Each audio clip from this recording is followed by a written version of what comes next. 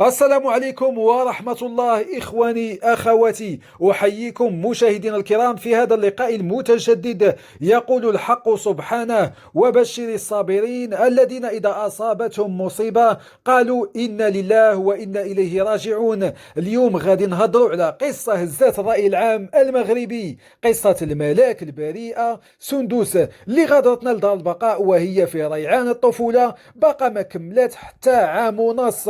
في هذا الفيديو إخواني أخواتي غادي نرافقوا عائلة سندوس في أول زيارة لقبرها يوم عيد الفطر، نهار اللي الناس فرحانة بالعيد. كانت هذه العائلة كتعيش مرارة الفقدان، ولكن هذه الزيارة ما كناش كنتوقعوا أنها غادي تكشف لنا على تفاصيل غريبة ومستجدات خطيرة جدا، وعلامات استفهام بخصوص غياب الجد، وأشياء توضعات فوق القبر خلت الجيران والحاضرين في حيرة من أمرهم. واش هي مجرد صدفة أم أن هناك خبايا لم تكشف بعد؟ بقوا معنا إخواني أخواتي حتى لآخر الفيديو باش نفهموا القصة كاملة. قبل ما ندخلوا في تفاصيل الزيارة خاصنا نذكروا باللي قضية اختفاء سندوس اللي دامت بطبيعة الحال أسبوعين حسب الناس اللي تبعوا القضية كانت قضية رأي عام بامتياز. المغاربة كاملين عاشوا على الأعصاب ديالهم،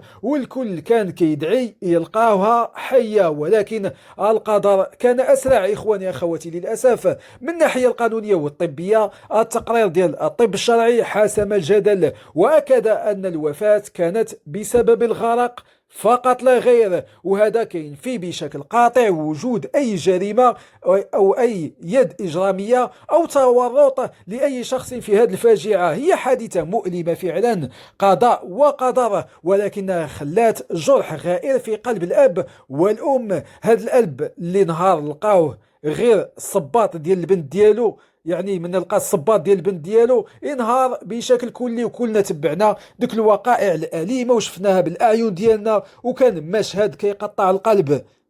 إخواني أخواتي خلونا نرجعوا اليوم العيد. المقبرة كانت شاهدة على لحظات جد مؤثرة. الأم المسكينة بمجرد ما شافت اسم بنتها منقوش على القبر طاحت وما قدراش تزيد خطوة وحدة، وما قدراش تحمل ذاك المنظر البائس.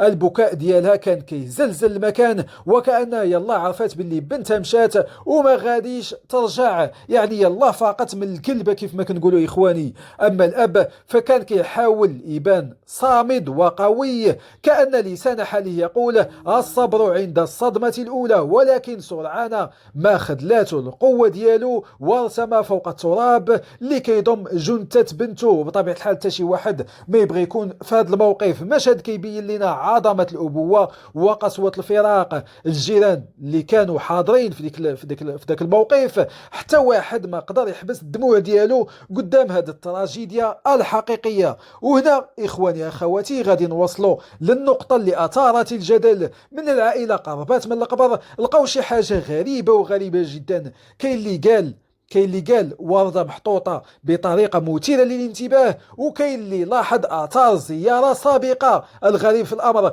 هو أن هذه العائلة أكدت باللي حتى واحد منهم ما جا قبل هذا الوقت. إذن شكون هذا الزائر الخفي اللي سبقهم للقبر؟ وما هي الرسالة المراد إيصالها لنا؟